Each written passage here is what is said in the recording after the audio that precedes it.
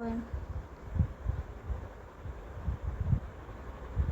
हम पढ़ रहे हैं क्लास 6 हिस्ट्री एनसीईआरटी की इस बैच में अब तक हमने 10 लेसन तक पढ़ लिया है और क्लास 6 हिस्ट्री एनसीईआरटी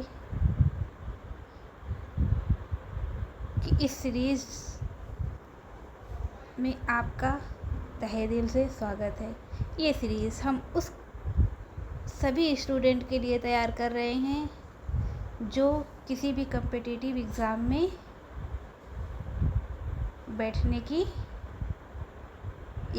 का प्रयास कर रहे हैं, जैसे SSC, railway, net, UPSC, PCS, किसी भी एग्ज़ामिनेशन में कि आप अगर तैयारी कर रहे हैं तो ये सीरीज़ आपके लिए बहुत ही इम्पोर्टेंट है। क्लास 6 to 12 एनसीईआरटी का ये बैच हमने शुरू किया है सिर्फ कम्पिटिटिव एग्ज़ाम के लिए। अगर आप क्लास 6 के स्टूडेंट हैं तो ये आपके लिए भी बहुत महत्वपूर्ण है। जैसा कि क्लास 6 जियोग्राफी की सीरीज़ भी हमने शुरू किया था, जो कि अब वो ख़त्म हो चुकी है। उस सीरीज़ को देखने के लिए आप प्लेलिस्ट में जाएं और वहाँ से सभी क्लासेस देख लें। तो आइए अध्याय 11 नए साम्राज्य और राज्य का अध्ययन करते हैं और अपनी क्लास की शुरुआत करते हैं। दोस्तों,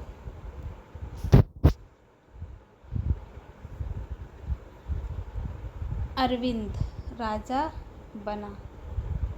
अरविंद अपने स्कूल में खेले जाने वाले नाटक में राजा की भूमिका अदा करने के लिए चुना गया। उसने सोचा था कि वह शाही वेशभूषा में मूँछों पर ताव देती हुए पहले कागज़ में लिपटी तलवार को शान से पकड़कर चहलकदमी करेगा।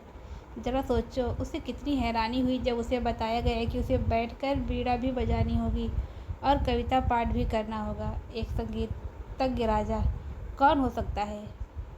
वह अरविंद सोचने लगा। आप भी सोचिए, बीड़ा बजाने वाला राजा कौन था? सोचिए। आइए अध्ययन करते हैं, क्या बताती है प्रशस्तियाँ।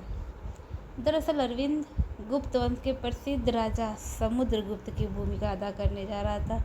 तो समुद्रगुप्त की मुद्राओं पे आपने बीड़ा बजाते हुए देखा होगा, या नहीं देखा है तो आप देख लीजिए कि समुद्रगुप्त की मुद्रा पे बीड़ा बजाते हुए दर्शाया गया है।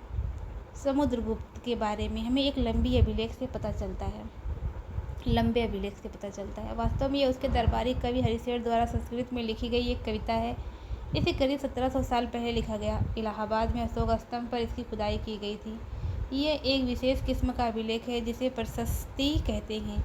यह एक संस्कृत शब्द है जिसका अर्थ प्रशंसा होता है। प्रशस्तियाँ लिखने का प्रचलन पहले भी था। जैसे तुमने अध्याय 10 में गौतमीपुत्र श्री सातकर्णी को प्रशस्ति के बारे में पढ़ा, परंतु गुप्त काल में इनका महत्व और बढ़ गया।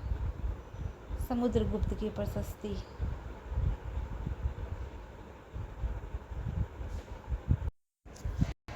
और देखिए समुद्रगुप्त की प्रशस्ति हमें क्या बताती है। कवि ने इसमें राजा की एक योद्धी को जीतने वाले राजा, विद्वान तथा एक उत्कृष्ट कवि के रूप में भरपूर प्रशंसा की है।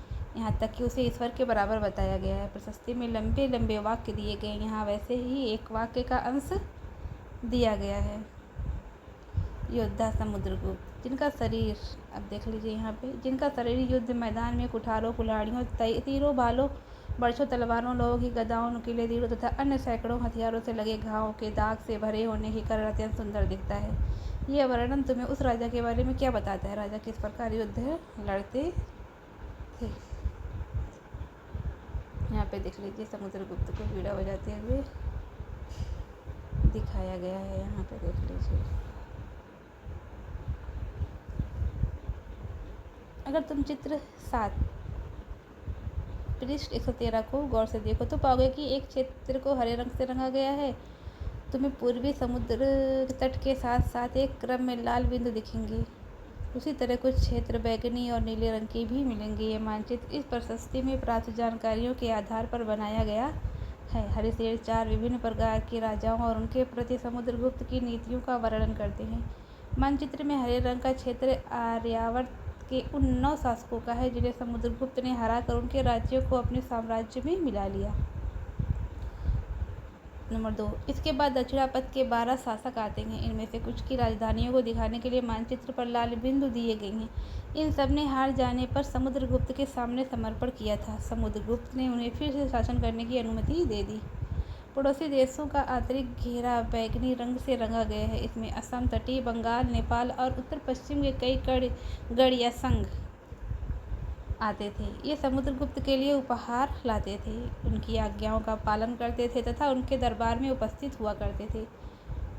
4, वह इलाके के शासक जिन्हें नीले रंग से रंगा गया है संभवतः कुषाण तथा शक वंश के थे। इसमें श्रीलंका के शासक भी थे। इन्होंने समुद्रगुप्त की अधीनता स्वीकार की और अपनी पुत्रियों का विवाह उससे कर दिया।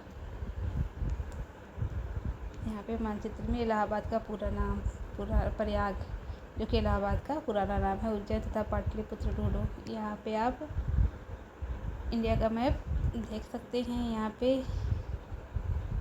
प्रमुख नगर तथा राज्य यहाँ पे दर्शाए गए हैं। आप स्क्रीनशॉट ले सकते हैं इसका। अब हम आगे पढ़ते हैं वंशावलियाँ।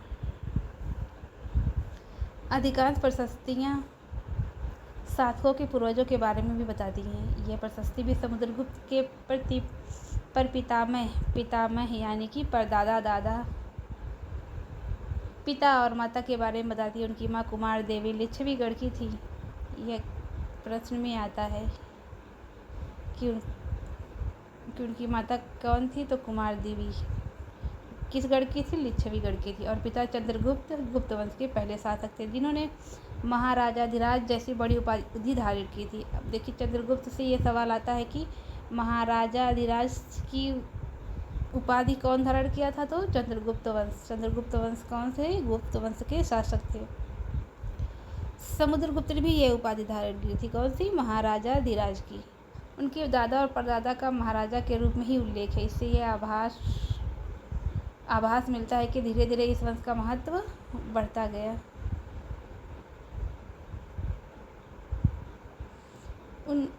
इन उपाधियों को महत्व के हिसाब से सजाओ। राजा, महाराज, अधिराज, महाराजा।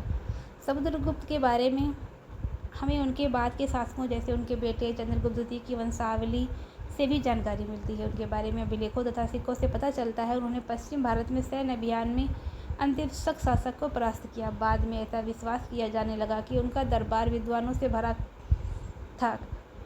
कवि कालिदास और खगोल शास्त्री आर्यभट्ट उनके दरबार में थे। इनके विषय में और जानकारी अध्याय 12 में मिलेंगे।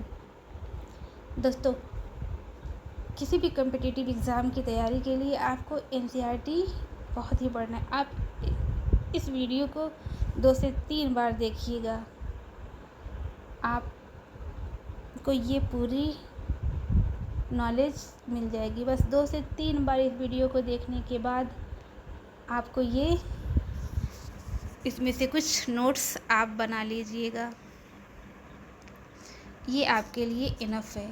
फिर कुछ और नहीं पढ़ना रहेगा। अगर आप 6 to 12 एनसीईआरटी पढ़ना चाहते हो तो इस वीडियो को ज़रूर देखिएगा, इस सीरीज़ को फॉलो करिएगा और प्लेलिस्ट से जियोग्राफी की क्लास अटेंड कर लीजिएगा। हर क्लास को 2 से 3 बार देखिए और उसके शॉर्ट नोट्स बनाइए। एनसीईआरटी के लिए बाकी और कहीं आपको जाना ही नहीं होगा। यह प्लेटफॉर्म आपके लिए बेस्ट है। हर्षवर्धन तथा हर्षचरित, जिस तरह गुप्त वंश के शासकों के बारे में अभिलेखों तथा सिक्कों से पता चलता है, उसी तरह कुछ अन्य शासकों के बारे में उनकी जीवनी से पता चलता है। ऐसे ही एक राजा हर्षवर्धन थे जिन्होंने करीब 1400 साल पहले शासन किया। उनके दरबारी कवि बाणीभट्ट ने संस्कृत में उनकी जीवनी हर्षचरित लिखी है।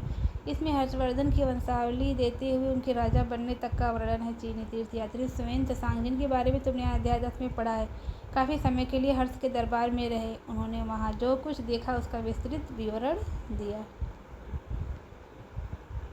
हर्ष अपने पिता के सबसे बड़े बेटे नहीं थे, पर अपने पिता और बड़े भाई की मृत्यु हो जाने पर थानेसर के राजा बहनोई कन्नौज के शासक थे। जब बंगाल के शासक ने उन्हें मार डाला तो हर्ष ने कन्नौज को अपने